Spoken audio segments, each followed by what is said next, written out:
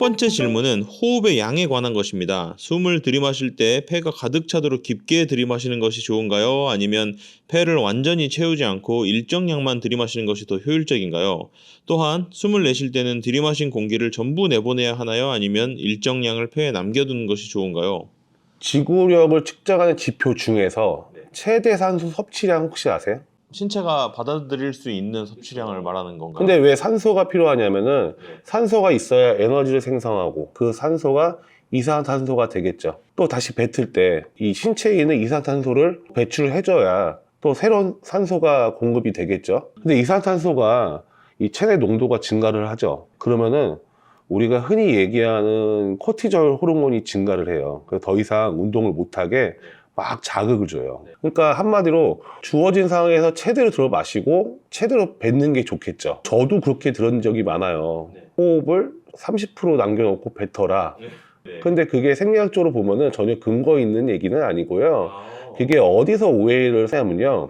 우리 수영의 자세, 기본적인 자세는 배가 살짝 들어가고 그 다음에 이제 가슴이 부풀어 오르는 자세인데, 이 자세를 유지하면서 호흡을 해야 우리가 정확하게 신체 몸통 자세를 잡고 갈 수 있는데, 여기서 너무 뱉어버리면은 이 가슴이 주저앉겠죠. 그런 것 때문에 그런 오해가 생기지 않았을까. 첫 번째 질문은 약간 중장거리에 관한 이야기. 맞습니다. 예. 중장거리라고 얘기도 할 수 있고요.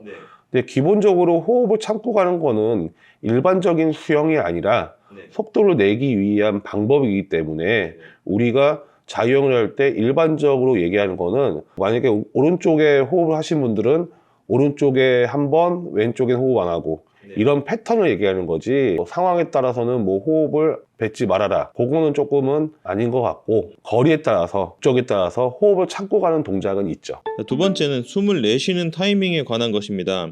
숨을 들이마신 후 코가 물속에 들어갔을 때부터 계속 내쉬기 시작하는 것이 좋을까요? 아니면 숨을 참았다가 물 밖으로 나오기 전에 내쉬는 것이 더 효과적일까요? 몇 년 전 외국 유튜브 영상에서 숨을 계속 내쉬면 공기방울이 몸을 더 잘 미끄러지게 해준다는 내용을 본 적이 있습니다.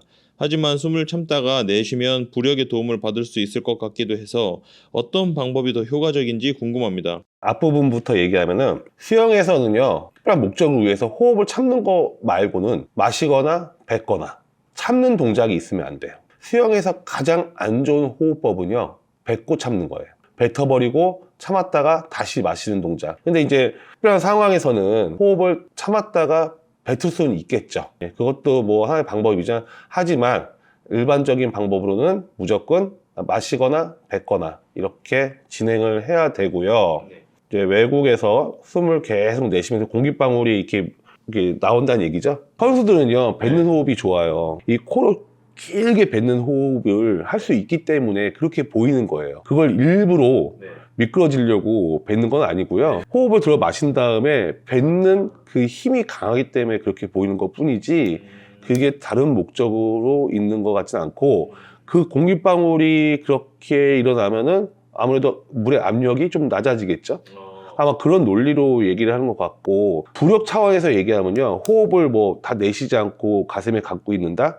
맞죠. 하지만 수영은요, 정적인 동작이 아니죠. 동적인 동작이죠. 동적으로 가는 물체에서 부력을 뭐 그 정도 갖고 있다고 해서 경기력에 미치는 영향보다 그걸 뱉지 않아서 나오는 단점이 훨씬 크겠죠.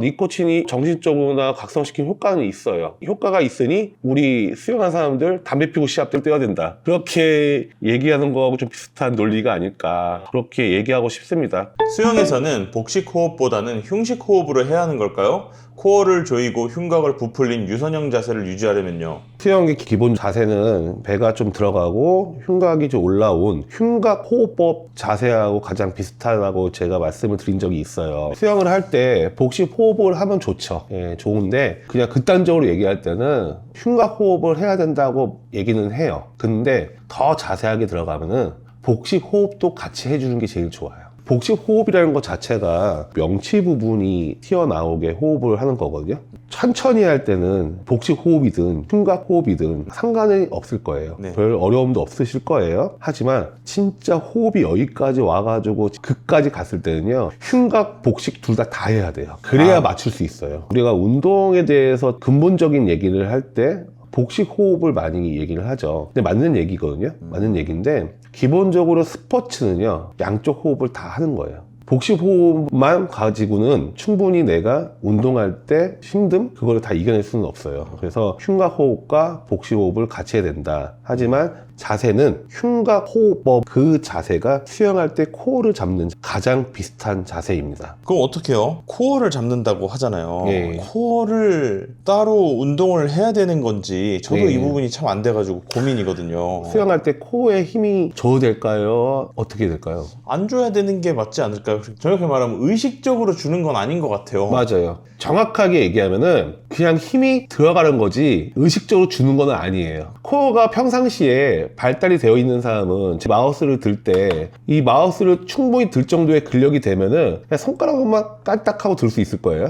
근데 만약에 제가 그만한 근력이 없다 그러면은 막 힘을 줘가지고 이렇게 오버해서 들 수밖에 없겠죠. 네. 그러니까 수영에서 코어는 의식적으로 힘을 주면서 수영할 수는 없어요. 그렇죠. 약하면 무너지겠죠. 그 자세가 무너지지 않을 정도로 강한 거예요. 네. 그래서 유튜브나 그런 데 많이 보면은 코어에 힘 줘라, 코어에 힘 빼라 다양하게 있는 것 같은데 네. 알고 보면 두 가지 다 맞는 얘기예요. 그래서 자세 연습이 중요한 거예요. 예를 들어서 이 수영할 때도요, 손을 이렇게 하는 게 맞죠. 이렇게 수영을 하더라도 무너지지 않을 정도 힘이면 되죠. 그거하고 비슷한 거예요. 이렇게 자세를 잡으라고 해가지고 여기서 손을 꽉 쥐고 있으면 비효율적인 그렇죠. 방법이겠죠. 무너져 있는 사람한테는 코어에 힘 줘라 맞죠. 근데 만약에 너무 힘을 주고 있는 사람한테는 코어에 힘 빼라 라는 얘기죠. 자세를 유지할 수 있을 정도의 최소한의 힘만 있으면 되는 거지 너무 힘을 과하게 주면 안 된다. 네. 어려운 부분인 것 같아요. 예. 코어를 얼마나 집중해서 수영을 해야 되느냐. 예. 정말 다 개개인마다 다른 것 같아요. 이거. 그래서 기초가 중요한 거예요. 명확하게 머릿속에 넣고 수영을 하셔야 되는 게 몸보다 우선순위는 없어요. 팔다리는 몸에 붙어 있는 거잖아요. 네. 몸의 자세부터 먼저 만들어주고 그 다음에 팔다리가 그 자세가 무너지지 않는 선에서 움직여야 돼요. 절대로 팔 때문에 자세가 무너지면 안 된다. 무조건 몸통이 우선순위다. 제가 요즘에 좀 자유형 하면서 이제 항상 오른쪽으로 호흡만 하다 보니까 좀 밸런스가 깨지고 이러는 것 같아가지고 그때 양쪽 호흡을 해라 막 이런 얘기도 막 많이 듣고 하는데 근데 처음에 이제 자유형을 배울 때 어떤 쪽 호흡이 좀 나한테 유리한지를 좀 찾아가는 과정이 있을 거 아니에요. 그렇죠. 예, 그런 거는 좀 어떻게 정할 수 있나요? 방법이 하나 있긴 해요. 과학적으로 명확하게 딱 밝혀진 건 아니지만은 뇌신경 하시는 의사 선생님한테 한번 물어봤어요. 네. 이런 방법이 어떠냐. 그랬더니 되게 일리가 있는 얘기라고 하더라고요. 네. 그래서 제가 한번 소개를 할게요. 야, 손을 모으신 다음에요. 작은 구멍을 만든 다음에 제가 PD님을 바라볼게요. 네. 예, PD님. 네. 이 구멍으로 저 보이죠? 네. 제 어느 쪽 눈이 보이세요? 오른쪽 눈요. 그쵸. 네. 그러면 제가 이 구멍을 오른쪽 눈을 통해서 PD님을 보고 있다는 뜻이잖아요. 네. 그럼 저는 오른쪽 호흡이 편한 거예요. 손을 이렇게 한 다음에 한 명을 바라보고 그 사람이 어느 쪽 눈이 보이는가를 평가해 주면은 그런 방식도 하나의 방법이 될 수가 있어요. 아. 그럼 또 여기서 한 가지 더. 돌피킥 할 때 손 모으죠. 그러면 오른손이 위에 올라가 될까요? 왼손이 위에 올라가 될까요? 거기까지 고민해 본 적은 없는데요. 그렇죠. 예. 근데 거의 대부분이 자기도 모르게 편한 쪽으로 올려요. 그렇죠? 손을 모으시면은 네. 엄지손가락이 어디로 올라가 있죠? 왼손이 올라가. 그렇죠. 올라가 있죠. 네네. 그러면은 이게 그대로 포개지는 게 효과적인 거예요. 아까 이렇게 눈을 보는 거 포개는 거 있죠. 네. 이런 방식으로 좀 이용하기는 하는데 이 어깨 근육에 따라서 다를 수도 있어요. 결국에는 하다 보면은 편한 쪽이 있어요. 그쪽이 맞는 거고 특히 호흡은 편한 쪽만 하다 보면 근육의 밸런스가 깨질 수 있어요. 네. 그래서 처음 배울 때는 본인이 편한 쪽으로 배우시고 양쪽으로 해주는 게 그 다음에 손 모으는 것도 해보시면서 본인이 타이트하게 잘 잡히는 방법이 있어요. 네. 이런 방법들이 몇 가지가 있습니다. 알겠습니다.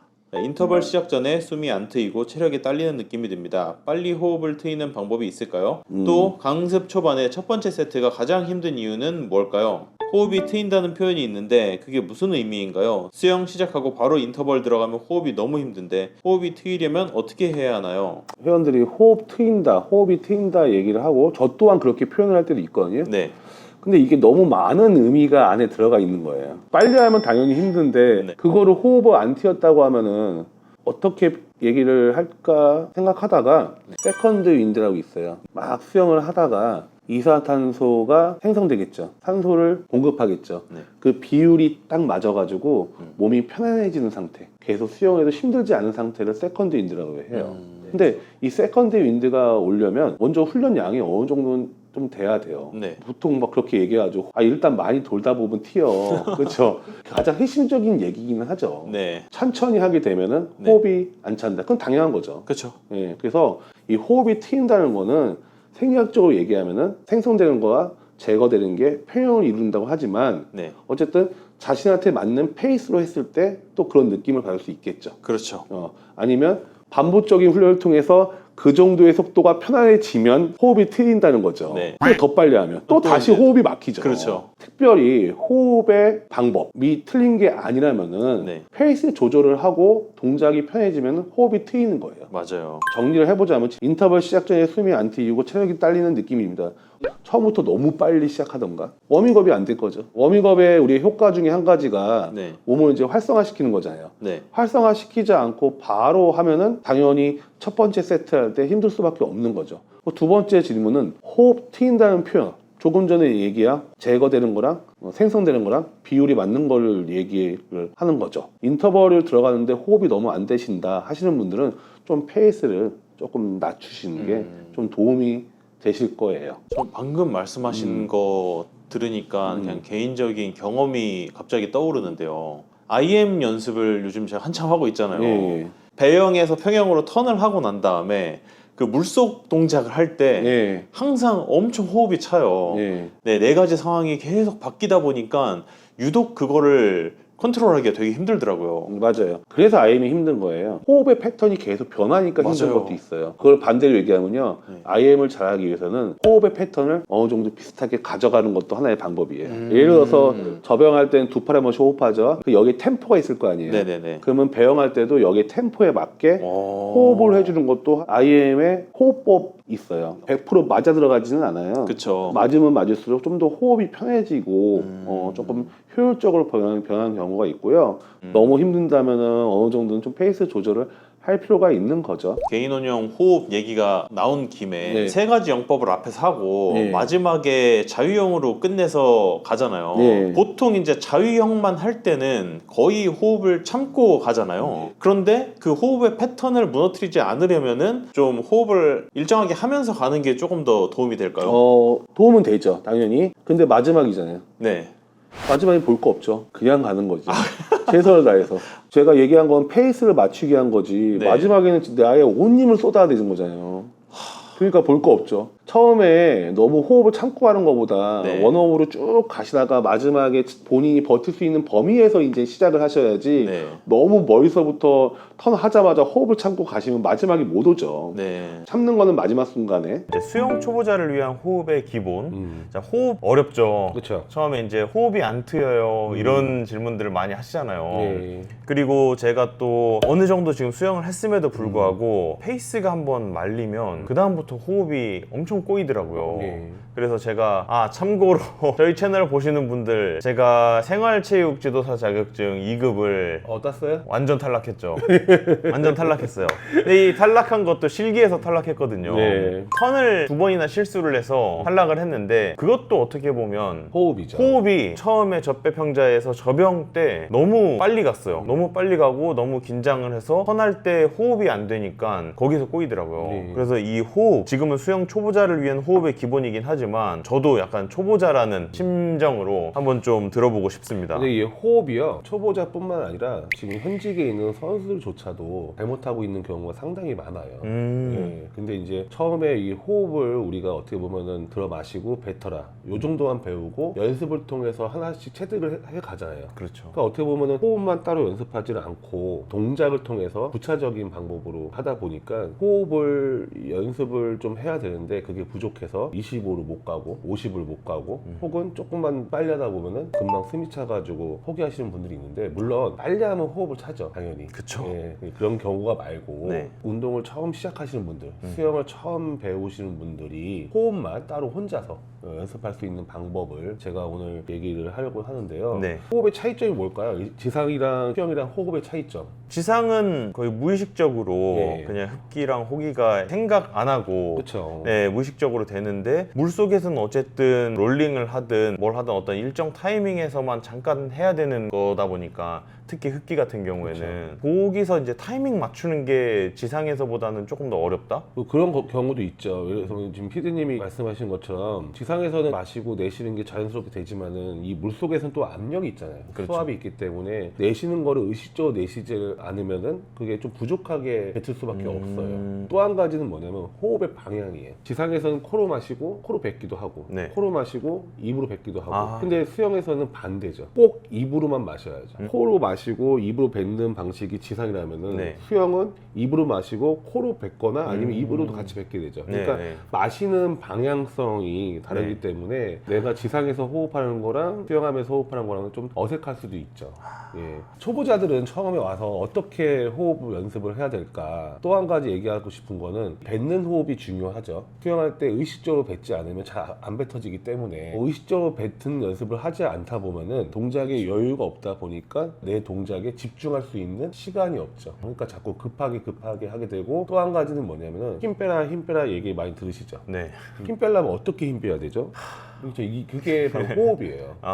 힘은 호흡을 뱉을 때 빠지지 마실 때 빼지지가 않아요. 호흡을 뱉을 줄 알아야 몸에 힘도 뺄 수 있고 네. 호흡을 길게 뱉는 연습이 되어야지만 동작을 천천히 하면서 감각에 집중할 수 있겠죠. 예, 특별하게 이런 방법을 꼭 해야 됩니다라는 거는 아니고 네. 의식적으로 이제 연습할 수 있는 방법은 발차기를 할 줄 아시는 분들 그런 분들은 키판을 잡고 아니면 아직 내가 키판 잡고 호흡할 정도가 안 된다 하시는 분들은 그냥 벽을 잡고 첫 번째는 일단 의식적으로 코로 최대한 뱉어보는 것부터 시작하는 거예요. 물 속에서요. 그렇죠. 물속에서 호흡 들어 마시고 들어가서 최대한 호흡을 뱉어보고 또 다시 올라와서 들어 마시고 내가 할 수 있는 만큼 최대한 뱉어보고 이게 이제 좀 익숙해졌다 그러면은 두 번째 방법은 뭐냐면요. 네. 호흡을 들어 마시고 코로 50%만 뱉어요. 그다음 호흡을 참는 거예요. 한 5초 정도 참았다가 다시 또 50% 뱉는 거예요. 네. 근데 이거는 뱉고 스탑 뱉고인데 네. 꼭 스탑을 한 번만 할 필요는 없어요. 왜냐하면 의식적으로 뱉는 연습을 하는 거기 때문에 내가 30% 뱉고 스탑했다가 30% 뱉고 또 스탑했다가 이런 방식도 상관은 없어요. 그러면은 세 번째는 코로 30%만 뱉어요. 그리고 나머지는 입으로 뱉어요. 우리가 보통 호흡을 들어 마시고 하고 뱉잖아요. 그렇죠? 네네. 뱉은 다음에 입 안에도 뭐가 있겠죠? 그걸 뱉지 않으면 또 마시기가 힘들어요. 기관지에 있는 모든 호흡이 뱉어져야지만 다시 들어가거든요. 맞아요. 처음에 코로 뱉는 게 조금 익숙해졌다. 그러면 이제 입으로 뱉는 것도 추가를 하셔야 돼요. 코로 30%만 뱉고 그다음에 입으로 70%를 다 뱉는 연습. 이것도 좀 익숙해졌으면 실제 뱉는 방식으로 또 뱉는 연습도 해야 될 거 아니에요? 그렇죠. 그래서 어떤 방식으로 뱉냐면요. 처음에 들어 마신 다음에 코로 70%만 뱉는 거야. 그리고 나머지 30%는 입으로 끝내주는 거. 네. 이게 수영할 때 가장 일반적인 호흡법이에요. 접영을 하든 평영을 하든 일단 코로 70% 이상 뱉어주고 나머지 남은 거를 입으로 빠르게 뱉어주면서 호흡이 들어가는 거. 그래서 이렇게 처음에는 뱉는 연습만 하다가 또 뱉는 연습을 멈췄다가 다시 해보기도 하고 네. 또 다시 코로 뱉고 입으로 뱉는 것도 해보고 코로 70% 입으로 30% 뱉는 연습을 통해서 호흡만 집중하면서 연습을 하시면 호흡을 하는 연습이 되지 않을까 해서 저는 이렇게 4단계로 한번 추천을 드립니다. 되게 저도 공감이 가는 설명이긴 한데요. 네. 제가 지금 이거를 봤을 때 좀 궁금한 게 몇 가지 생기는데 지금 이게 전부 다 물 안에서 일어나는 그쵸. 일이잖아요. 그러니까 예. 연습을 할 때 마지막 이제 4단계를 보면은 코로 70% 뱉고 나머지를 이제 30%를 입으로 뱉고 근데 제가 자유형 때를 생각을 해봤어요. 예. 호흡을 할 때 항상 코로 하면서 뱉어요. 네. 그 다음에 롤링 하면서 저는 이제 오른쪽 호흡을 하는데 머리가 딱 나오면서 팍! 이게 이거거든요. 그렇죠. 가장 실수하는 부분이에요. 아 그래요? 가장 많이들 실수하는 부분이 아 야, 마시거나 뱉거나 둘 중에 한 가지여야 돼요. 네네. 근데 물속에서 다 뱉어주면서 나와서 물 위에서는 마시기만 해야 되는데 아. 보통 올라와서 뱉고 마시는 것까지 같이 하려고 해요. 네. 그러니까 어떻게 돼요? 타이밍이 너무- 길어지겠죠. 아. 그래서 그 부분이 자유형할 때 가장 많이 실수하는 부분이고 네. 그리고 머리가 들려있는 그 시간은 글라이딩이 엄청 길지 않은 사람들은 짧을 거예요. 그렇죠. 그 짧은 시간에 뱉고 마시는 걸 두 가지 동작을 하려 하니 네. 충분히 마시지를 못하는 거예요.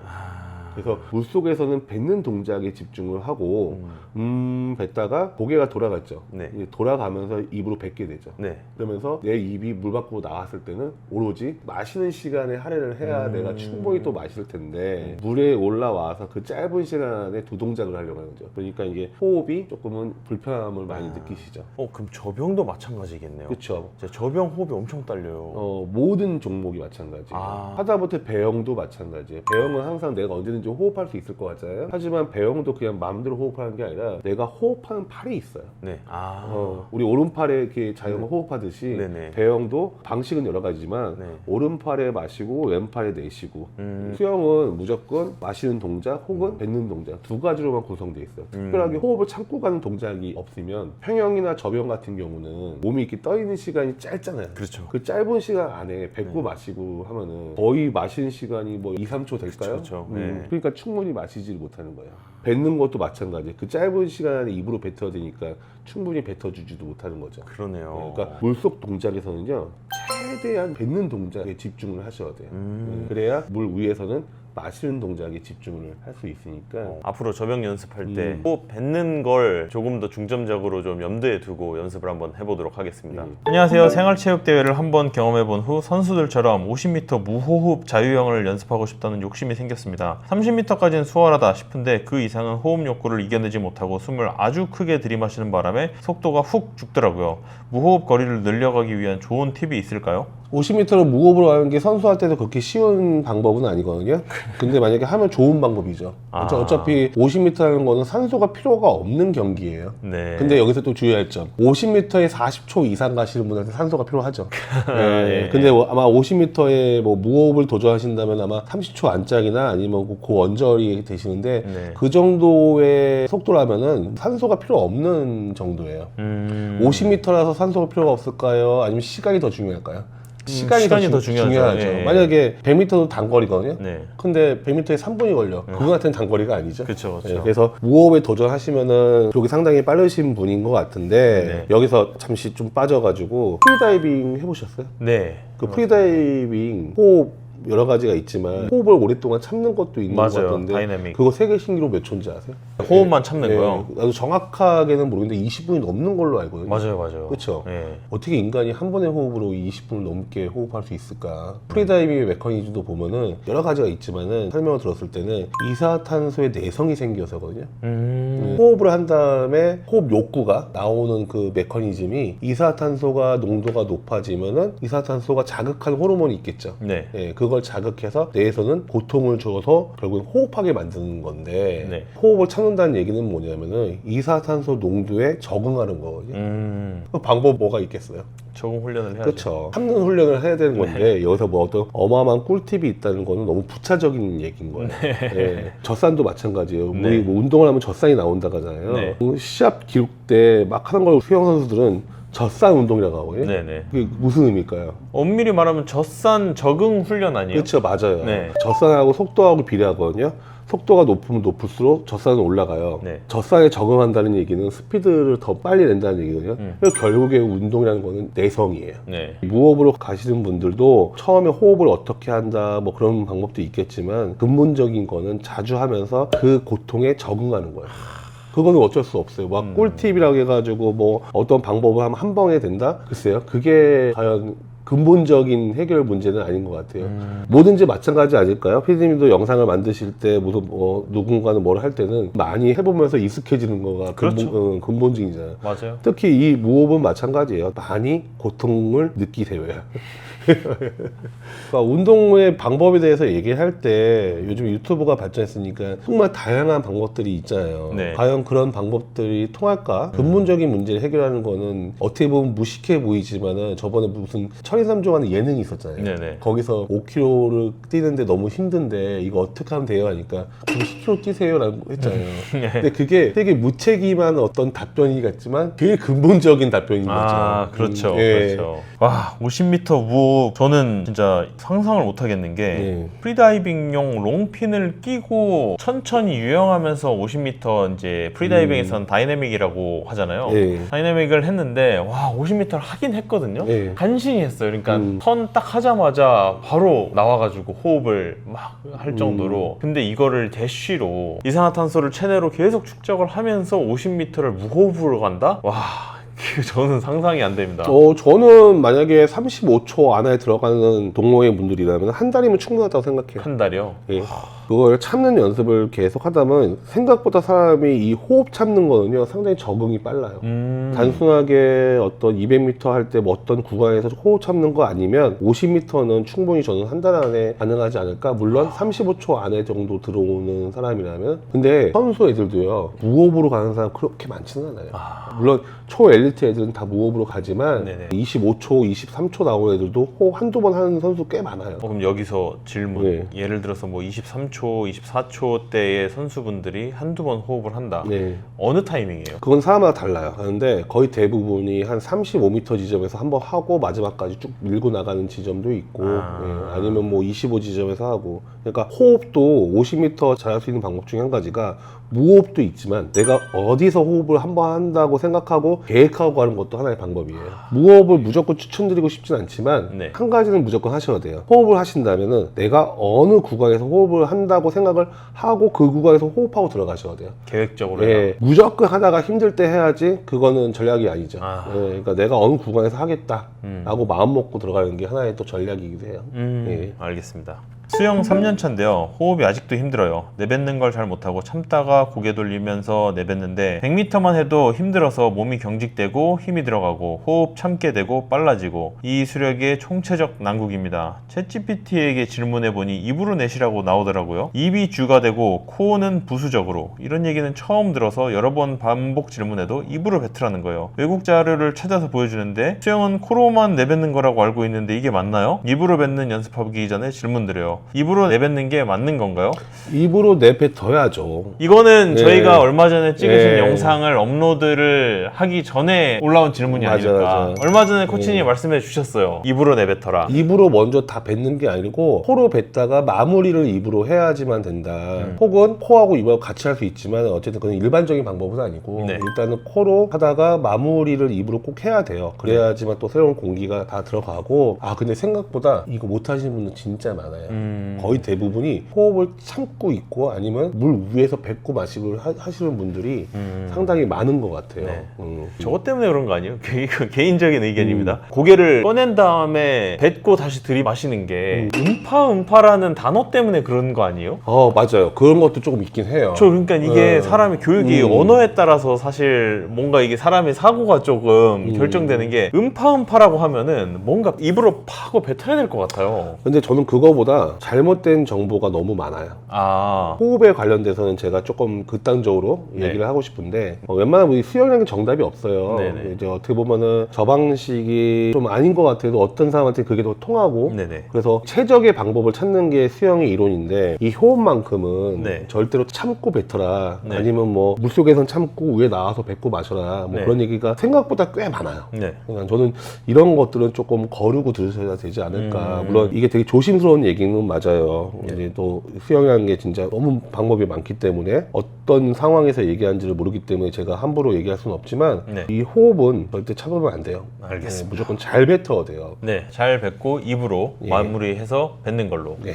알겠습니다. 지난 영상에서 왼쪽 호흡할지 오른쪽 호흡할지 결정할 때 네. 오른쪽 눈잡이는 오른쪽으로, 왼쪽 눈잡이는 왼쪽 호흡을 하라고 말씀 주셨는데 저는 왼손잡이에다가 눈은 오른쪽 눈잡이인데 그럼 오른쪽 호흡을 하는 게 맞는지요? 자유형할 때 왼쪽으로 호흡하고 있는데 호흡이 아직도 좀 이상하다고 지적받고 있어요. 5년 정도 수영했는데도 불구하고 말입니다. 지금이라도 오른쪽 호흡을 하는 게 더 맞는 건지요? 지난번에 저희 뭐 이게 손 모아가지고 하는 방법이 있는데 이거는 예측이나 추측이나 어떤 그런 방법이지 무조건 해야 되는 방법은 아니에요. 맞아요. 예. 저도 이 얘기를 하고 싶었어요. 무조건 해야 되는 방식은 아니고 저쪽이 유리할 확률이 높 있다라는 정도까지만 생각하시면 되고, 만약에 오른쪽에 나왔는데 왼쪽으로 호흡하고 있다. 근데 이게 편해요. 그렇게 하시면 돼요. 가장 이상적인 거는 본인이 가장 편한 쪽이 있거든요. 그렇죠. 그쪽으로 해보면 되고, 네. 그리고 가끔가다 그런 경우는 있어요. 내가 지금 오른쪽이 편하긴 해요. 근데 왼쪽으로 하면은 되게 불편한데 수영이 좋아지는 경우가 있어요. 그런 경우 꽤 많거든요. 네네네. 그래서 선수애들한테 양쪽 호흡을 다 시켜요. 네. 그래서 한번 보셔야 될 것 같아요. 아. 내가 적응해서 지금 편할 수가 있는 거예요. 그렇죠. 막상 왼쪽은 적응이 안 돼서 불편하지만 수영이 좋아진다면 그쪽이 맞는 거예요. 아하. 예, 무조건 편하다고 맞는 건 아니고 네. 수영이 좋아지면 맞는 거예요. 아, 예, 그렇게 한번 체크 한번 해보시면 될 것 같아요. 알겠습니다. 네.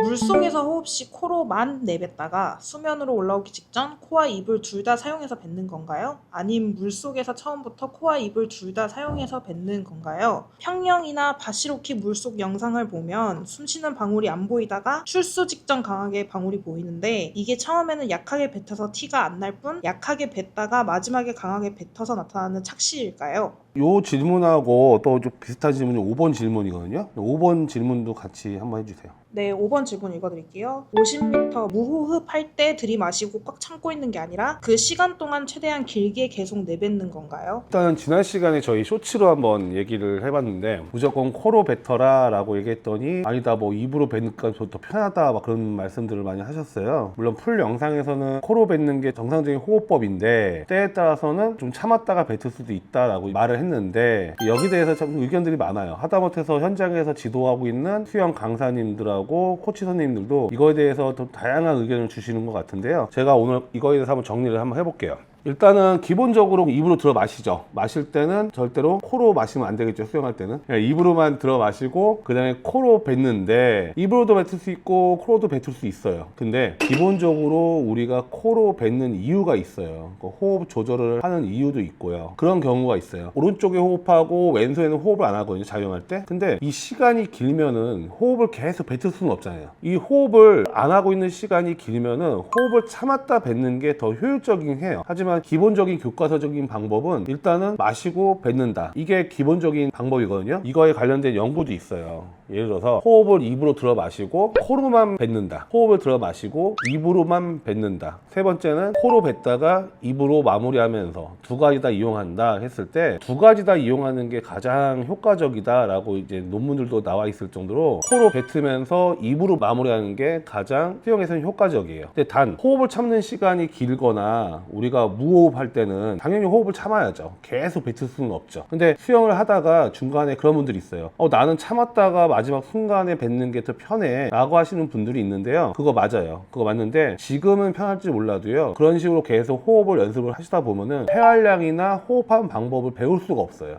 처음에는 조금 불편하더라도 코로 뱉는 시간을 좀 길게 가져가야 나중에 호흡이 더 많이 연습이 된다. 그렇게 이해를 하시면 돼요. 단기적으로 생각하면은 참았다가 뱉는 것도 효율적일 수 있어요. 물론 사람마다 틀리겠죠. 하지만 장기적으로 보면요. 내가 호흡을 계속 내쉬는 비정상적으로 참는 동작이 길지 않으면 내가 계속 뱉는 동작을 해줘야지만 내가 호흡 연습이 된다고 생각을 하시면 돼요. 근데 이게 단순하게 내가 편하고 안 편하고 차이점이 아니에요. 코로 뱉는 동작이 길수록 경기력이 좋아진다는 논문도 있어요. 그리고 반대로 경기력이 좋은 선수들은 뱉는 호흡이 길다라는 논문도 있어요. 또 한 가지는 코로 내가 잘 뱉으면 폐기능, 그 다음에 근육의 기능이 개선이 된다는 논문도 있고요. 또 한 가지는 호흡을 참았다가 뱉는 그룹과 호흡을 계속 뱉는 그룹하고 비교했을 때 둘 간의 경기력이 차이가 난다는 논문도 있어요. 물론 단기적으로 보면은 차이가 없을 수 있어요. 하지만 장기적으로 보면은 분명히 근육을 쓰는 형태나 호흡의 폐활량이나 그런 것들이 차이가 난다라는 논문이 있을 정도로 일단 첫 번째가 뱉고 마신다. 수영은 마시거나 뱉거나 이 두 동작으로 구성이 되어 있다고 이해를 하셔야 돼요. 결국에 수영을 하시면서 가장 힘든 게 뭐냐면은 호흡이 잘 적응이 안 된다고 하세요. 근데 그런 분들의 특징이 계속 뱉는 연습을 하지 않아서도 그런 이유도 있어요. 그래서 지난 시간에 제가 한번 좀 강하게 얘기한 적도 있는데 이 부분 다시 한번 제가 얘기를 할게요. 특정하게 오랫동안 호흡을 하지 않는 시간이 길지 않는 이상은 계속 호흡을 뱉어야 합니다. 하지만 시간이 어느 정도 길면은 참았다가 뱉는 게 훨씬 더 유리하겠죠. 또 질문 중에 평영이나 그 다음에 바사로킥, 그러니까 바사로킥이 뭐냐면 배영할 때 돌피킥 차는 걸 얘기하는데 이런 경우가 그런 경우죠. 일반적으로 계속 수영하는 경우가 아니라 좀 호흡을 안 하고 있는 시간, 그 시간이 긴 경우이기 때문에 이때는 호흡을 참는 게 맞죠. 호흡을 참았다가 내가 호흡을 하려고 하는 그 동작을 하기 전에 뱉고 마시는 것처럼 보이는 게 그게 맞죠. 예, 그래서 다시 한번 정리를 하면은 자유형 50m 할 때 무호흡으로 가요. 그럼 오랫동안 호흡을 안 할 거 아니에요? 그러면 당연히 참았다가 뱉는 시간을 가져가야 되고요. 그 다음에 평형이나 바사로킥, 배영, 브레이크아웃 지점까지는 호흡을 참았다가 뱉는 지점을 가져가야 되죠. 그러니까 기준이 뭐냐, 무조건 뱉어야 되냐, 무조건 참았다가 뱉어야 되냐, 그게 아니고 시간에 따라서 일반적으로는 마시거나 뱉는 거나 둘 중에 하나지만은 참는 시간이 길면은 참았다가 뱉어야 된다, 그렇게 설명을 할 수 있을 것 같습니다. 그리고 기본적으로 수영은 흉곽 호흡보다는 복식 호흡을 해야 하나요? 아니에요. 복식 호흡을 해야 된다는 거는 잘못된 정보인 것 같아요. 둘 다 해야 돼요. 근데 기본적으로 수영의 자세는요, 우리가 흉곽 호흡이라고 하면은 가슴을 크게 열고 배를 넣은 상태에서 호흡이 기본 자세거든요. 근데 이게 이제 흉곽 호흡법하고 비슷해요. 하지만 이것만 갖고는 안 돼요. 복식 호흡도 해야 돼요. 어느 호흡이 더 좋냐가 아니라 우리가 극한까지 가죠. 극한까지 가면요, 두 가지 호흡법을 다 사용해서 최대한 펌프질을 해야지만 버틸 수 있는 거지, 복식 호흡만 하고 흉곽 호흡하는 거는 아주 낮은 강도에서만 가능해요. 그래서 수영할 때 복식 호흡을 하면은 뭐 코어가 맞아요. 잡히긴 잡혀요. 그리고 흉곽 호흡을 추종하는 분들이 있고 복식 호흡을 추종하는 분들이 있죠. 추종 맞나요? 그 단어? 쫓아간다는 말이죠. 네. 두 분들의 분류에서 얘기하는 거 다 맞는 얘기예요. 근데 결국에 운동은 빠르게 펌프질을 해야 되는 어떤 그 메커니즘을 갖고 있잖아요. 그럴 때는 두 가지 다 이용을 해야 되기 때문에 어느 한쪽이 맞다고 얘기할 수는 없어요. 근데 기본적으로 자세는 흉곽 호흡 자세하고 비슷하긴 해요. 폐활량이 좋지 않아 병원에서 재활을 권장받은 적이 있습니다. 날숨이 아주 약해서 일반인 아래라고 하셨어요. 평소에도 호흡이 아주 약한 편이고요. 그래서인지 자유형 호흡에서 아주 애를 먹었습니다. 많이 뱉고 많이 들이마시라는 조언대로 하기가 정말 힘들더라고요. 그래서 수면으로 올라오기 직전에만 짧게 뱉고 조금 들이마시는 식으로 호흡을 하고 있습니다. 이렇게 하니 편하게 더 오래 나아갈 수 있기는 한데 폐활량이 느는 것 같진 않아서 고민이에요. 당장 편한 호흡보다는 많이 뱉고 많이 들이마시는 방법에 적응해야 할까요? 이렇게 일반인 이하의 폐활량을 가진 사람은 폐활량을 어떻게 늘려가는 것이 좋을지 조언을 받고 싶습니다. 우리 지난 시간에 얘기한 것처럼 호흡을 계속 뱉거나 마시거나 해야 된다. 근데 중간에 힘드신 분들은 한번 참았다가 뱉는 것도 하나의 방법이다라고 얘기했어요. 근데 장기적으로 보면은 계속 뱉는 연습을 하셔야지만 폐활량이 는다. 더 정확하게 하면 폐활량이 느는 게 아니라 뱉는 연습이 된다고 했죠. 그렇죠? 네. 생각보다 많아요. 어떤 문제라기보다는 하도 운동을 안 하시다 가신 분들, 혹은 어떤 특정한 병 때문에 약하신 분들이 꽤 많아요. 그렇죠?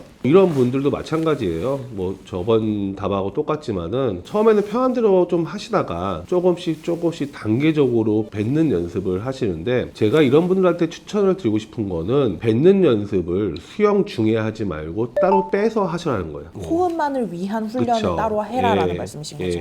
예를 들어서 킥판 잡고 발차기 같은 걸 많이 하잖아요. 그럴 때 발차기보다는 호흡에 초점을 맞춰가서 본인이 할 수 있는 방식으로 하시면서 따로 발차기를 하면서 호흡을 길게 뱉는 연습을 따로 하셔야 되지 않을까 싶어요. 왜냐면은 결국에 수영은 물론 길게 뱉는 게 좋은 거지만 지금 현 상태에서 그게 많이 힘드신 분들은, 그리고 특정한 이유 때문에 힘드신 분들은 킥판 잡고 호흡을 뱉는 연습을 하든, 그런 다음에 조금 할만하다, 좀 수영이 조금 편해졌다, 그때 적용을 하셔도 충분히 가능하시고요. 아니면 그것도 힘들다라고 생각하시는 분은 벽을 잡고 따로 연습을 하시면 좋지 않을까 싶어요. 근데 제가 지금 얘기하는 거는 올바른 호흡, 그러니까 수영을 잘하기 위한 호흡이죠. 그렇죠? 네.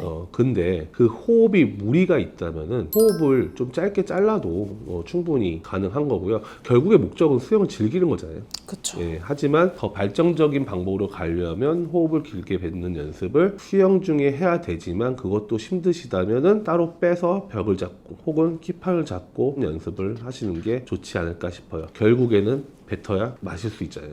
자유형을 하고 있으면 숨이 안 차는데 25m 후 턴을 돌 때 숨이 갑자기 찹니다. 어떻게 해야 할까요? 보통 보면 우리가 자유형할 때는 일정한 패턴으로 호흡을 하게 되죠. 근데 턴이라는 거는 또 참는 동작이 갑자기 길어지죠. 바로 여기서요, 이거 어떻게 해야 될까요? 라는 것보다 우리가 장거리 수영을 가기 위해서는요, 연관지어서 얘기를 하는데요, 호흡 패턴이 무너지면 체력 소모가 심해져요. 그래서 장거리 수영할 때 가장 큰 포인트는 물론 지구력도 좋아야 되지만은 호흡 패턴을 일정하게 천천하게 가져가는 것도 하나의 장거리 수영을 잘하는 방법이거든요. 네. 근데 이분은 지금 호흡 패턴을 또 일정하게 가져가다가 갑자기 턴하고 나서는 물속에서 호흡을 참는 동작이 길어지는 거잖아요. 그럼 갑자기 원래 하던 패턴에서 무너졌기 때문에 숨이 차신 거죠. 그렇죠. 근데 거의 대부분이 이래요. 그래서 선수들조차도 연습 때 15m까지 브레이크아웃 해 라고 해도 잘 안 하는 선수들 많아요. 선수들이 특별해가지고 턴하고 나서도 잠수를 오래 하는 게 아니고요. 연습을 해요. 이거 현상은 너무나 당연한 거예요. 너무나 당연한 거니까 연습을 통해서 극복을 하거든요. 뭐가 잘못돼서 그런 게 아니에요. 어떻게 보면 이산탄소 내성이라고 하거든요. 그게 아직은 약한 거죠. 이걸 더 좋아지려면 뻔한 얘기죠. 연습, 반복. 그 특별한 방법이 있지는 않아요. 근데 한 가지 있죠. 턴하기 전에 무슨 실수, 테크닉적인 이유 때문에 못할 수 있어요. 제가 한 가지 예를 들을게요. 대표팀을 근무할 때 거의 우리나라에서 1등, 2등을 하고 있는 선수를 지금 지도하고 있었는데 이 선수가 가지고 있는 능력에 비해서 턴하고 나서의 거리가 너무 짧아요. 근데 제가 이 선수를 몇 년 동안 가르쳤거든요. 대학교에서 가르치다가 이 선수를 국가대표 만들면서 같이 국가대표 코치가 됐거든요. 고민이었어요. 계속. 왜 얘는 짧을까? 그냥 그 연습을 통해서 극복을 계속 시키려고만 했거든요. 근데 어느 순간에 초식에 놓고 이 선수 하는 거를 가만히 지켜보는데 턴하면서 호흡을 안 하더라고요. 그래서 혹시 이분도 턴하기 전에 혹시 호흡을 하는지 안 하는지 그런 이유가 아니라면은 조금 전에 답변한 게 맞지만은 턴하기 전에 호흡을 어떻게 하고 있는지를 좀 체크를 한번 해보면 되지 않을까. 초보 아이들 자유형 처음 배울 때 어떻게 하면 안 가라앉고 호흡 잘할 수 있을까요? 뻗는 왼팔을 물속으로 내려 뻗으라는데 잘못됐나요? 귀랑 붙이도록 해야 할까요? 속도가 안 나기 때문에 가라앉는 걸까요? 그러면 반대로 어떻게 하면 뜰까요? 많은 이유가 있지만 결국에 뜨는 이유는요. 머리가 수면에 가까워지면 뜨는 거예요. 머리가 위에 있으면 절대 뜰 수가 없어요. 왜냐면은 가만히 누워 있어도 다리는 천천히 가라앉게 돼 있어요. 근데 여기서 머리를 또 들어버리면 이 가라앉는 속도가 빨라지죠. 그렇죠? 그러면 얘를 잘 뜨게 하려면은 머리를 넣어줘야죠. 그래서 부력을 받는 중심과 중력을 받는 중심이 가까워지면 가까워질수록 물에 뜰 수 있는 거예요. 그러면 중력을 받는 중심은 여기고 부력을 받는 중심이 여기면 이만큼의 갭 차이가 있죠. 그만큼 가라앉는 거예요. 얘가 가까우면 가까울수록 뜨는 거예요. 그러기 위해서는 내 가슴 쪽에 체중을 몰아야 돼요. 내 가슴에 체중을 몰아서 넣어줘야 되는데 이때 머리를 들어버리면 중심이 뒤로 가잖아요. 그래서 가라앉겠죠. 네. 그렇죠.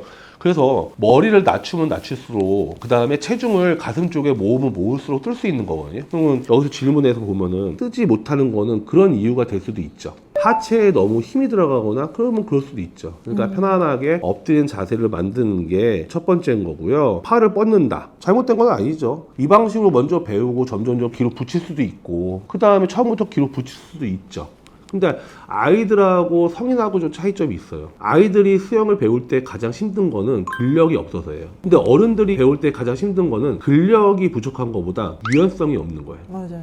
그렇죠? 네. 그러면은 아이들은 기에 붙이는 방식이 그렇게 부담이 되지는 않아요. 근데 어른들은 기를 붙이려고 하다 보니까 보상 효과로 허리가 꺾일 수도 있거든요. 옆에서 보면은 얘를 기를 붙이기 위해서 이 허리를 이용하니까 정확하게 뜨지를 못하고 오히려 엉덩이가 가는 현상이 있어요. 그럼 어른들은 내리는 게 더 좋겠죠. 네. 물론 다는 아니죠. 예를 들어서 요가를 많이 하셨던 여성분들은 뭐 붙여도 전혀 그런 현상은 없겠죠. 그러니까 아이를 가르칠 때는 밑으로 내리는 것도 하나의 방법일 수도 있고 붙이는 것도 하나의 방법일 수 있기 때문에 이것 때문에 뭐가 잘 됐다 안 됐다 그거는 방법의 차이인 거지 잘못되고 잘못되지 않고 그 차이는 아닙니다. 그래서 글만 봐서는 정확하게 얘기는 할 수는 없지만 인간이 뜨는 방법 있죠. 그거하고 벗어난 동작이 있지 않을까 그렇게 한번 체크를 해보시면 될 것 같습니다.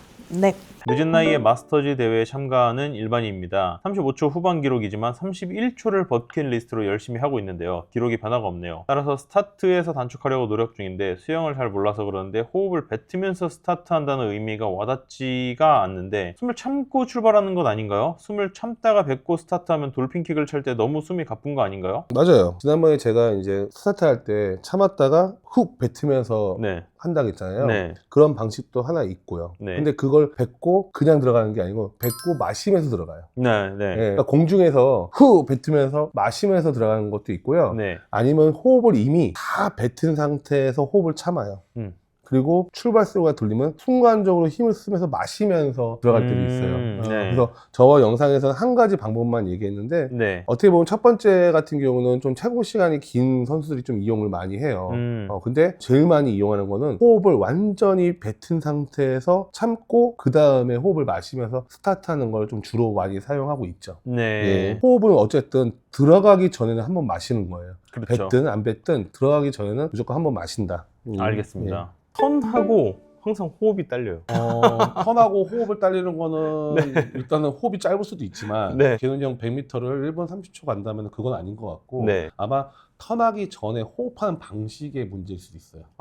충분히 마시고 턴을 해야 되는데 충분히 마시지 못하고 그냥 급하게 턴을 하니까 네. 마시는 동작이 없을 수도 있죠. 그래서 충분히 마시고 그 다음에 턴하고 나와야 되죠. 네. 그러면 턴할 때는 호흡을 조금 뱉어야죠. 네. 왜냐면은 코에 물 들어가잖아요. 네네. 살짝 뱉으면서 턴한 다음에 참고 있다가 나오면서 다시 네. 뱉게 되죠. 턴을 하고 여기까지는 괜찮은데 네. 턴하고 이제 브레이크아웃 직전까지 있잖아요. 네. 그때가 호흡 충독이 너무 심한 거예요. 그쵸. 그러니까 여기서 제 느낌은 한번 몸에 어떤 힘을 확 쓰는 느낌이랄까? 그러니까 이게 뭔가 되게 자연스럽게 딱 넘어가는 게 아니고 어쨌든 몸을 확 하면서 거기에서 힘이 되게 쓰이니까 체내에 뭔가 이산화탄소 농도 같은 게 확 올라가는 그런 느낌이 들어요. 그러니까 턴할 때 호흡을 뱉는 이유 중에 한 가지가 코에 물도 안 들어가고 네. 여러 가지 요인이 있지만 그걸 너무 과도하게 뱉어버리면 여기 있는 거 다 뽑아버린 거잖아요. 그쵸. 그럼 벽을 차고 나갈 때는 이미 없으니까 네. 과호흡이 올 수밖에 네, 없죠. 막 딸려요. 살짝만. 네. 네, 턴할 때는 호흡을 충분히 들어 마시고 턴하면서 살짝만 뱉고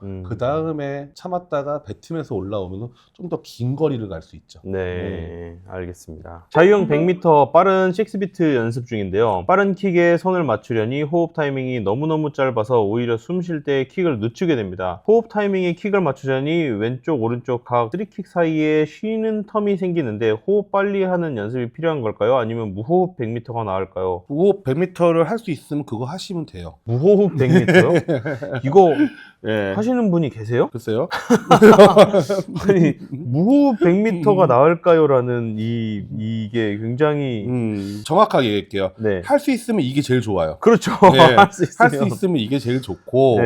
그러니까 이분은 지금 뭐 타이밍의 말씀을 하시는 것 같아요. 네. 제가 이 질문을 답을 하려고 한 이유는 네. 일단은 빠른 킥에 손을 맞추니 호흡 타이밍이 너무 짧아서 오히려 숨 쉴 때 킥을 늦추게 됩니다 라고 네. 했죠. 제가 이 글로만 봐서 예측할 수 있는 거는 뱉는 힘이 약하실 것 같아요. 그래서 다 뱉지 못하고 또 마셔야 되니까 뭔가 좀 빠르게 느껴질 수도 있을 것 같아요. 왜냐면은 생각보다 이 6비트가요 네. 상당히 빠른 킥이에요. 네. 그렇게 짧은 시간에 끝낼 수 있다는 건 어마어마한 킥 연습이에요. 네. 네. 선수들도 그렇게 짧게 느껴지지는 않아요. 네. 그래서 아마 뭐랄까 뱉는 힘이 약해서 네. 그러지 않을까라는 생각이 들고요. 호흡 타이밍에 킥을 맞추자니 이건 너무나 잘못된 방법. 그렇죠. 이건 아닌 것 이거는 같아요. 아예 생각을 바꾸셔야 되는 거고요. 네네. 그렇게 맞출 수는 없어요. 네네. 그리고 호흡을 빨리 하는 연습이 필요할까 하는데 호흡을 빨리 하는 연습이 필요한 게 아니고요. 이 호흡은요. 어디 기준이 되냐면 몸통 롤링의 기준이 돼야 돼요. 네. 이 몸통과 같이 돌아가는 거의 기준이지 발차기, 손 돌리기가 기준이 아니에요. 네네. 그러니까 우리 자유형은 롤링을 하면서 가죠. 그렇죠. 여기에 호흡이 이 롤링에 방해가 되지 않으면서 가는 게 호흡이에요. 네. 자유형은요. 호흡을 위한 동작이 없어도 돼요. 그래서 이 롤링에 맞춰서 롤링과 같이 돌아가는 게 호흡이다. 네. 그렇게 얘기를 할 수 있을 것 같아요. 네. 발차기에 맞추는 거 안 좋고요. 네. 정말 안 좋은 거는 호흡과 발차기가 호흡이 기준이 되는 거. 그게 더 안 좋은 거니까. 그렇죠. 제가 이 말을 하고 싶어서 했고요. 하지만 무호흡이 가능하시면 이게 제일 좋습니다. 저도 거의 아쿠아맨인데요. 예, 제일 좋죠. 그렇죠. 저항받을 일이 없으니까. 그렇죠. 호흡으로 저항받을 일이 없으면 가장 좋은 거죠. 뭐. 좋죠. 네. 올림픽에도 그런 선수가 없는데. 그러니까요. 예, 가장 좋습니다.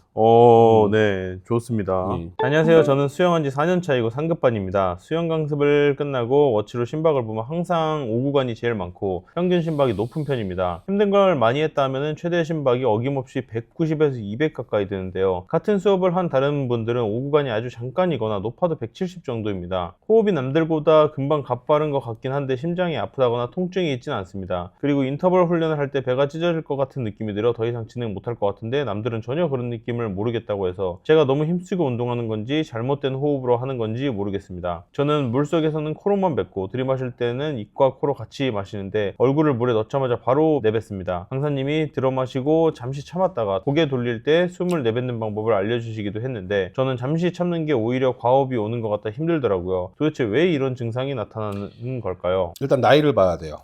그러니까요. 저도 이거 음. 이분의 나이가 일단 중요할 것 같은데요. 그렇죠. 네. 170이 나오는 분과 200이 나오는 사람이 나이가 다르면은 네. 같은 수치가 될 수도 있어요. 네. 그래서 우리가 보통 최대 심박수를 구하는 공식은 네. 220 빼기 나이가 거의 일반적이거든요. 네네. 가장 간단한 방법이에요. 네. 근데 20살이면 200 맞죠? 최대 심박수가. 네. 근데 50살이면 170이 맞죠. 네네. 그러니까 둘이 이렇게 나이에 따라서 다르기 때문에 그렇죠. 이제 매치를 비교할 수는 없어요. 네. 같은 나이대라면 상관은 없지만 네. 근데 요걸 제외하고 이제 네. 같은 나이대라고 생각을 한다면은 첫 번째, 또래보다 심박수가 금방 올라간다. 근데 금방 올라간다가 190개, 200개라면은 최대 심박수예요. 그렇죠? 그렇죠. 자, 최대 심박수까지 올리는 것도 체력이 있어야 올려요. 그렇죠. 이분은 두 가지 경우가 있어요. 첫 번째는 타고난 스프린트 능력이 있는 분들. 그런 분들이고, 두 번째는 과도하게 어느 부분에서 힘을 많이 쓰는 분들. 아, 근데 전제 조건은 그 심박수까지 올릴 수 있는 기본적인 체력이 있는 분이라는 거예요. 그렇죠. 이거 예. 쉽지 않아요. 190, 예. 200. 예. 특별하게 병리적인 병이 아니라면 선수도 이런 경우가 많아요. 근데 우리가 이제 190, 200을 제외시키고 네. 왜냐면 190, 200이라면은 거의 최대 심박수이기 때문에 체력이 좋은 쪽인 것 같긴 해요. 아니면 네. 스프린트 능력이 엄청나게 좋으신 건가. 네. 근데 이 수치가 정확하지 않을 수 있어요. 왜냐면 워치로 했겠죠. 네. 그래서 좀 이들보다 심박수가 많이 나온다라고 했을 때는 또 여러 가지로 생각할 수 있겠지만은 이분이 잘못된 호흡이라고 말씀하셨죠. 네. 야, 잘못된 호흡은 곧 뭘 뜻하냐면은 쓸데없는 힘을 들어가게 만들어요. 네. 쓸데없는 힘이 들어가서 남들이 5 정도의 힘만 써도 되는 과제를 본인은 15를 쓰고 있는 거예요. 그러니까 이게 쓸데없는 힘을 발생시키는 제일 큰 요인 중에 한 가지는 호흡이에요. 네. 그리고 생각보다 수영은 수압이 있기 때문에 뱉는 호흡이 잘 안 되는 분들이 상당히 많아요. 그래서 강사분이 잠시 참았다가 뱉으라겠죠. 네. 그게 일시적으로 좋을 수도 있어요. 네. 하지만 수영은 결국에는 보완이 돼야 되죠. 네네. 처음에 힘들더라도 끝까지 뱉는 연습을 하셔야 되거든요. 네. 그러니까 끝까지 그냥 뱉으면서 하시면 좋을 것 같아요. 음. 그래서 뱉는 호흡을 정상적으로 하고 있는지 혹은 내가 몸에 쓸데없는 힘들이 많이 들어가고 있는지 그런 걸 한번 체크해보셔도 될 것 같아요. 네네네. 이런 증상들 너무 많고요. 선수들한테도 상당히 많아요. 근데 190, 200까지 올린다는 얘기는 기본적으로 어마어마한 체력이 있는 분이에요. 근데 저는 여기에서 190, 200 가까이 올린다. 근데 이 질문으로만 보잖아요. 인터벌 훈련을 하고 그러니까 같은 반, 같은 클래스 분들과 같은 운동을 한다는 거잖아요.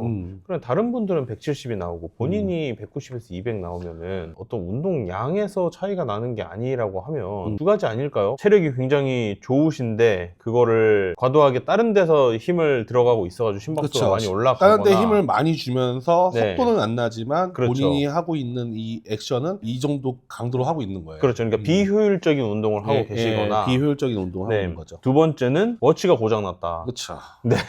둘 중에 하나 아닐까. 또 한 가지 더 있어요. 네. 어마어마한 스프린트 능력을 타고날 수도 있어요.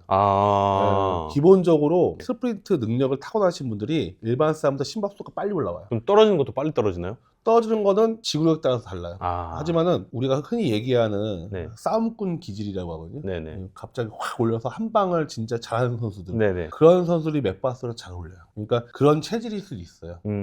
감독님이 얘기한 것처럼 속도는 느리지만 어마어마한 힘을 쓰고 있는 네. 거죠. 그리고 기본적으로 네. 체력이 된다. 완전 저잖아요. 저 병 잘 나가지는 않는데 힘은 엄청 쓰고 심박수는 엄청 오르고. 감독님은 심박수가 그래도 200, 190까지 올라가지는 않잖아요. 네, 저는 그렇죠. 딱 지금 여기에서 같은 수업을 하신 다른 분들 있잖아요. 네. 요 분들이랑 비슷해요. 맞아요. 제가 그날 좀 인터벌 훈련이 있다라고 하면은 170, 172 이 정도 찍히고 진짜 오늘 아니 인터벌을 왜 이렇게 많이 해? 라고 할 때 있잖아요. 네. 그때 그 인터벌 끝물 정도 돼가지고 180 가까이 가는 정도? 제가 이제 40대 초중반이니까 최대 심박수가 180이라고 쳤을 때 비슷하게 나오죠. 엄청 그것도 체력이 좋으시니까 그렇게 올리는 거예요. 알겠습니다. 선수나 수영을 잘하는 사람들을 보면 인터벌 같은 훈련을 하고 쉴 때 물 밖에서 헐떡이는 게 아닌 코까지 담갔다 나왔다 하면서 호흡하며 회복하던데 의식적인 것 같진 않던데 그 이유가 궁금합니다. 아직 그렇게 열심히 안 해서 그래요. 네?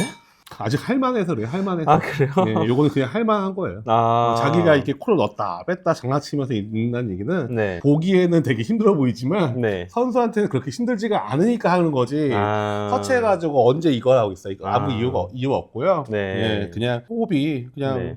할만하니까 그렇게 하고 있는 거다. 아. 그렇게 생각하시면 됩니다. 이거는. 알겠습니다. 예. 안녕하세요, 코치님. 50m, 100m 호흡 관련해서 조언을 받고 싶어 질문드립니다.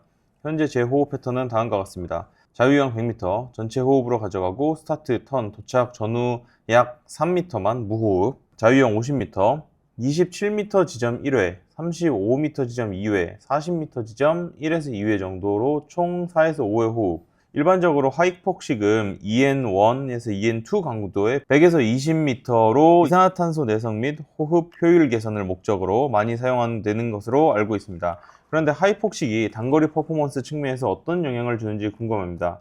1. EN 강도, 중거리 하이폭식 훈련이 단거리에서의 산소 포화나 호흡 효율에 긍정적인 영향을 줄 수 있는지, 즉 50m에서 호흡수를 줄이거나 후반 스트로크질을 유지하는 데 실질적으로 도움이 되는지 궁금합니다. 2. 스프린트 등 짧은 거리, 고강도 하이폭식 형태의 훈련 존재하는지, 또 이게 존재한다면 산소 효율이나 이산화탄소 내성에 의미 있는 도움이 되는지, 예를 들어 25m 레이스 페이스 플러스 호흡수 제한 반복 같은 방식이 단거리 퍼포먼스에서 호흡 안정성이 유효한지 궁금합니다. 단거리 호흡 전략을 어떻게 가져가는 게 좋을지 조언 부탁드립니다. 단거리 50m죠. 네. 이분은 지금 50m 20대 보니까는 상당히 빠른 기록이 이 정도면 빠른 기록이 있을 거라고 예상이 돼요. 네. 근데 여기서 이제 질문 중에서 한 가지 제가 궁금한 게 하이폭식은 EN1, 2의 100m, 200m 이산화탄소 내성 호흡 개선 목적이다. 이것만은 아니에요. 그 하이폭식 자체가 네. EN1, 2에 활용할 수도 있고요. 젖산 운동에서도 활용할 수 있고, 그러니까 하이폭식은 이런 거다라고 아니고 하이폭식은 호흡수를 제한하는 운동인 거예요. 그냥 하이폭식 훈련은 3번 한 번, 5번 한 번, 7번 한 번 이런 식으로 이제 이용을 많이 하기도 하죠. 네. 이분은 EN1, 2에서 100m, 200m에서 사용한다라고 생각하시는 것 같은데 요거는 아니에요. 네. 다양하게 사용할 수 있다는 거 하나 짚고 넘어가고요. 그 다음에 두 번째는 단거리에서 산소 포화라고 말씀하셨는데 단거리는요 보통 이분이 아마 25초, 27초 안에 끝나겠죠? 산소가 필요 없어요. 산소가 필요한 훈련이 아니죠. 네. 경기가 아니죠. 아. 근데 똑같이 50m여도 네. 40초가 나온다. 그럼 산소가 필요하죠. 그렇죠. 근데 이분이 제가 봤을 때는 아무래도 20대이고 상당히 수영을 열심히 한다는 게 글로 느껴지잖아요. 네. 30초 안으로 들어간다고 생각을 한다면은 단거리에서는 이 산소가 이제 많이 필요 없지만 이거는 이제 하이폭식이 단거리의 효율을 높이는 건 아니에요. 왜 단거리에서는 호흡을 안 하는 게 유리할까? 저항 때문이겠죠. 그렇죠. 네. 저항이에요. 수영은 리듬이 가장 중요하잖아요. 네. 리듬을 가장 많이 깨게 하는 요인 중에 하나가 호흡이에요. 그렇죠. 리듬만 안 깨지면 호흡을 하면서도 가도 문제는 없어요. 하지만 리듬, 더 빠른 템포로 가능하게 하는 거는 호흡을 제한시키고 가는 게 방법이기 때문에 이제 그렇게 하는 거거든요. 네. 예, 그래서 이제 그렇게 생각을 해주시면 되고요. 네. 하이폭식 훈련이 단거리 퍼포먼스에 어떤 영향을 미치냐? 만약에 하이폭식을 통해서 호흡수를 줄이면 기록이 빨라질 여지가 있는 거예요. 호흡을 안 하게 되니까. 네네. 예.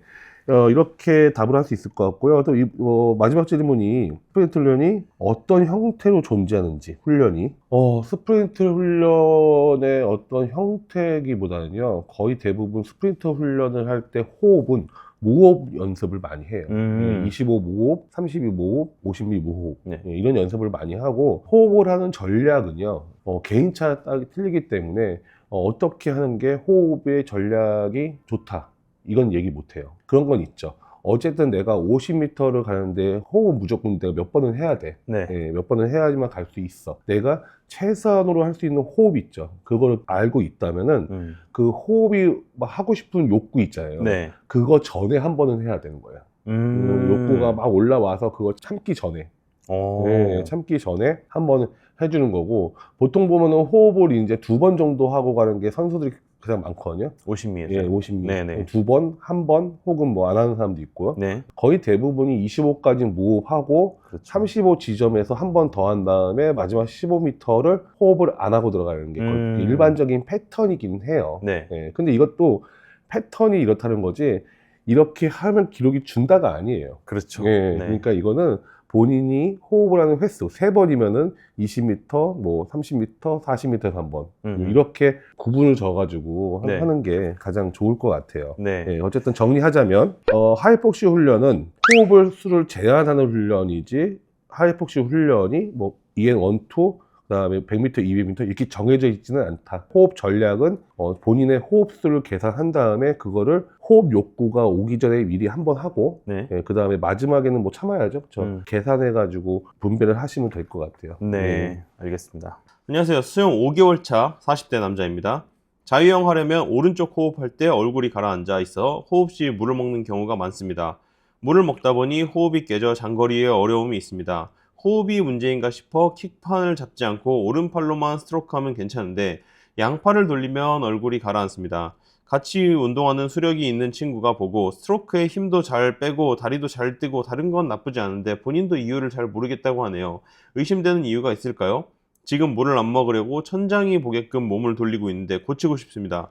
참고로 키도 크고 다른 운동도 많이 해서 그런지 발차기 안 해도 자유수영 가면 속도는 빠른 편이라 너무 느려서인 건 아닌 것 같습니다. 지금 양팔을 수영을 하면서 호흡을 하면 자꾸 물을 먹고 킥판을 잡고 오른팔만 수영을 하면 물을 안 먹는다는 거죠. 네. 이 물을 안 먹으려고 천장을 보면서 해야지만 물을 안 먹게 된다. 네. 도대체 이유가 뭐냐라는 거죠. 영상을 봐야 정확하게 알 수 있지만 저는 이 글만 봐서 왼쪽 손에 문제가 아닐까라는 생각이 들어요. 이 글에서는 킥판을 잡고 오른쪽 팔만 하면 물을 안 먹는다고 했어요. 근데 양팔을 하면 물을 먹는다고 했어요. 그러면 얘가 지나치게 내려가서 같이 몸이 내려가는 거 아닐까. 이거 예. 진짜 신경 쓰셔야 돼요. 예. 저도 장거리 수영 좋아하고 장거리 음. 수영을 많이 하는 사람인데 아직까지도 왼손 안 떨어지는 거 신경 계속 쓰거든요. 맞아요. 이게 호흡을 하려면 어쩔 수 없이 얘가 떨어질 것 같은 느낌이 계속 들어요. 음. 그래서 얘를 의식적으로 내가 글라이딩을 쭉 길게 하면서 떨어뜨리지 말아야겠다고 의식적으로 생각을 해야 되더라고요. 네. 팔만 떨어지면 상관없는데 네. 제자리에서 롤링이 아니라 물속으로 들어가는 롤링이 돼버린 거예요. 아, 네, 그러니까 네. 이게 잠겨버리는 거예요. 뭔지 압니다. 예, 예, 그러니까 예. 아마 은근히 공감하시는 분 많을 것 같은데. 저도 예, 공감합니다. 예. 내가 글만 봐서는 그게 약간 예측이 돼요. 물론 이제 아니면 한번 댓글을 한번 달아주세요. 그리고 두 번째는 호흡의 타이밍의 문제일 수도 있어요. 그냥 우리가 이제 수면이 딱 있으면 입이 하다가 올라오면서 파 하면서 네. 이 파 동작에서 약간 뱉는 동작에서 물을 약간 밀어냈다가 다시 마시잖아요. 물 많이 먹는 분들 특징을 가만히 보면요. 입이 이렇게 되면서 호흡을 해야 되는데 너무 밑에서 이미 뱉어버리고 마시면서 올라오신 분들이 있어요. 그게 약간 본능적으로 네, 본능적으로. 저는 본능적으로 그렇게 안 되지 않나요? 라고 그거 얘기하려고 했는데 혹시 지금 제가 얘기한 거 이해되셨나요? 예, 근데 그게 저병 때는 예. 저병 이 웨이브 타이밍이 안 맞아서 가끔 그럴 그쵸. 때가 있어요. 저병도 여기서 올라오면서 거의 다 올라왔을 때 확 하면서 물을 약간 맞아요. 밀어내면서 다시 마셔야 되잖아요. 예. 근데 여기서 훅 밀어내시면서 마시면서 올라오다가 물 먹는 분들이 꽤 많아요. 똑같이 자영에서도 예. 그럴 수가 있다. 저는 저병에서 그럴 때는 숨 차서 그렇거든요. 예. 그러니까 이분은 지금 운동도 많이 하고 음. 뭐 체력적으로는 문제가 없다 그랬잖아요. 예. 근데 저병에서 제가 그 물 먹는 타이밍을 보면은 저병을 이미 벌써 몇 바퀴 돌았어. 지금 너무 힘들어. 저병 캐치 풀 하는데 이 전 바퀴에 비해서 덜 밀린 거예요. 그러니까 몸이 덜 떴어. 근데 호흡은 가쁘니까 힘드니까 더 급해. 맞아요. 빨리 마시고 싶어. 그럴 때 요만큼 나왔는데 갑자기 뱉고 하다가 그냥 예. 딱 두 가지를 종합해보면 첫 번째, 왼쪽 팔이 깊게 떨어지면서 어깨도 떨어지면서 몸 전체가 가라앉아서 두 번째는 입이 나오는 타이밍이 안 맞아서 네. 뱉는 타이밍이 안 맞아서 요 두 가지에 아마 들어오실 거예요. 첫 번째가 가능성이 더 클 것 같다는 생각. 동시에 그렇죠. 요인이 있을 수도 있고요. 동시에 있고 그러니까 전체적인 문제일 수도 있고요. 아 그렇죠. 예. 네. 쿼드러페 T 로테이션에서 흉추 회전 능력이 자유형 호흡에도 큰 영향을 미칠까요? 지금 보니까 호흡에도 영향을 미치냐는 거잖아요. 네. 그 쿼드라페 아마 T 스핀 로테이션을 말씀하시는 것 같은데 영향을 미칠 수 있죠. 왜냐면은 어쨌든 우리가 이 호흡은 흉추 안쪽에 횡격막을 통해서 호흡을 하게 되잖아요. 횡격막이 굳어 있으면 흉추 가동성에도 문제가 있고요. 흉추 가동성에 문제가 있으면 횡격막에도 영향을 미쳐요. 이런 운동들은 분명 영향을 미쳐. 이것만 하면은 호흡이 해결된다가 아니라 이 동작도 호흡에 도움은 돼요. 네, 이렇게 답을 짧게 하겠습니다.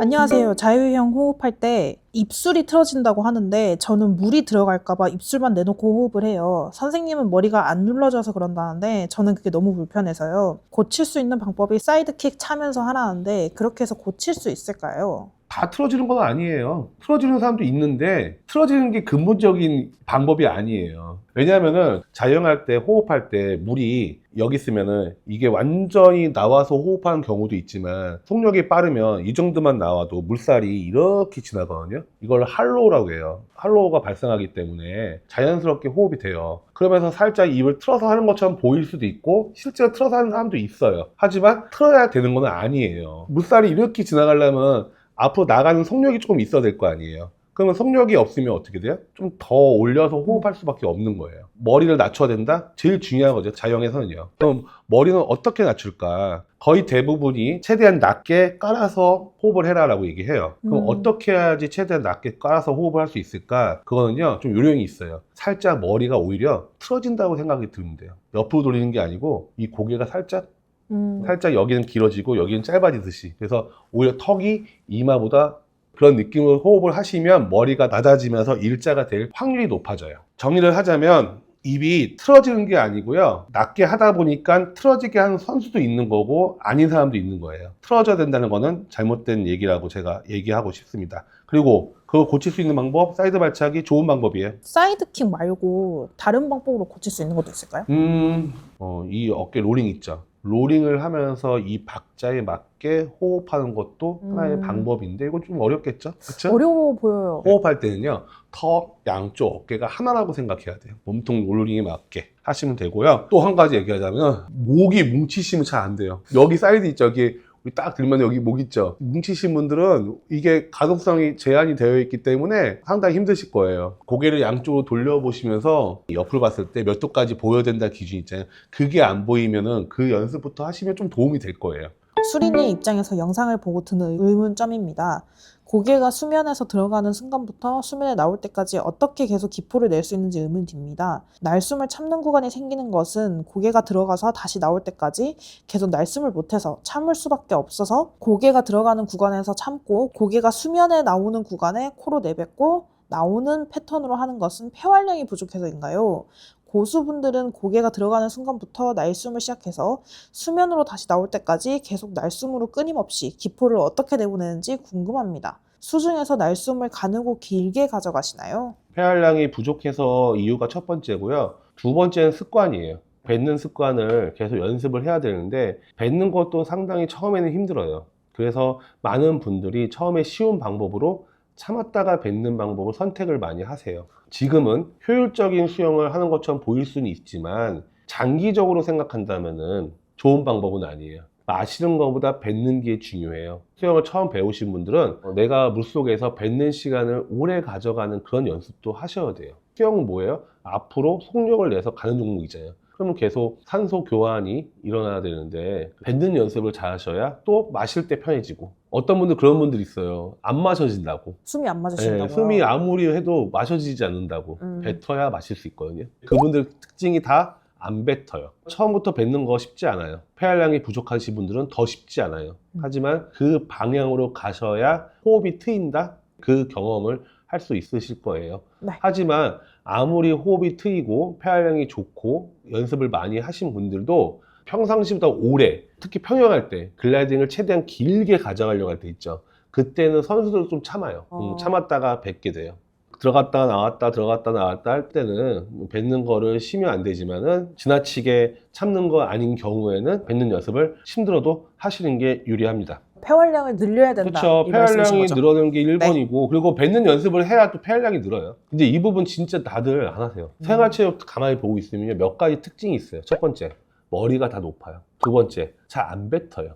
나머지는 신체적인 어떤 유연성이나 가동성이나 안정성 여러 가지 때문에 다르게 나타날 수 있지만 이 두 가지가 생활체육에서 가장 짚고 넘어갈 문제예요. 머리가 높고 안 뱉어요. 이 두 가지는 차이가 좀 있죠. 자유형 배영 호흡법과 저병 평형 호흡법이 다른가요? 예를 들어 자유형은 음파하, 저병과 평형은 습하고 들이마시고 후하고 뱉는 식. 조금 다를까요? 아주 구체적으로 들어가면요 조금 달라요. 근데 입으로 마시고 코로 뱉고 그 과정은 똑같아요. 어디서 조금 차이가 있냐, 스트로크 템포의 차이가 있기 때문에 호흡을 조금 참았다가 뱉는 구간도 생기는 게 평형에서 약간 그러거든요. 하지만 전체적으로 보면요 글라이딩이 길게 나타나지 않는 종목에서는요 거의 대부분이 똑같아요. 뭐 다르다고 얘기할 수는 없어요. 하지만 평형에서는요 머리가 들어가는 순간에 발차기를 차게 돼요. 그때 뱉는 호흡을 맞추는 경우도 있어요. 우리가 힘을 쓸 때 호흡을 마시면서 힘을 써요? 뱉으면서 힘을 써요? 거의 대부분이 뱉으면서 힘을 쓰죠. 네, 그렇죠. 평형에서는 머리가 들어가는 순간에 발차기를 차게 되고, 평형에서 가장 추진력이 많이 발생되는 게 발차기예요. 여기에서 호흡을 강하게 뱉어주는 방법도 있어요. 방법의 차이는 없지만 적용의 차이는 조금 있을지 몰라요. 이 수영이 호흡법이 되게 건강하지 않는 거 아세요? 왜일까요? 우리 인간이 입으로 호흡해요? 코로 호흡해요? 코로 호흡하죠. 호흡이 무너지지 않으려면 입을 다물고 코로 아, 마셔야 그쵸, 돼요. 그쵸. 호흡 패턴이 무너진 사람들이 입을 많이 이용해요. 제가 좀 그러거든요. 혹시 주무실 때 저는 코 많이 그러시군요. 골아요. 제일 큰 요인은 살이겠죠.